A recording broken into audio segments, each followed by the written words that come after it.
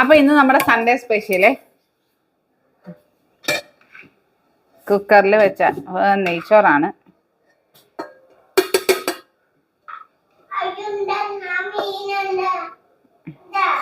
പിന്നെ ഇത് ഫ്രൈ ആക്കാനാണ് ശ്രമിച്ചത്. ചിക്കൻ പാർട്സും എല്ലാം ഉണ്ട്. അപ്പൊ പാർട്സ് ഒക്കെ വീക്ക്നെസ് ആണ്. വല്ലപ്പോഴും ഒക്കെ കഴിക്കുന്നതുകൊണ്ട് കുഴപ്പമൊന്നുമില്ല. എന്തുവാണേലും അമിതമാകുമ്പോഴത്തേക്കുമാണ് വിഷയം വരുന്നത്. ഇത് ചിക്കൻ കറി.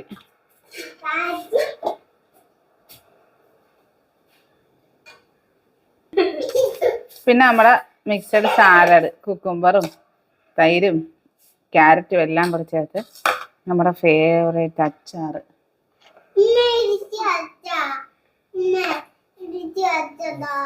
എനിക്ക് അച്ചാറ് തരാം.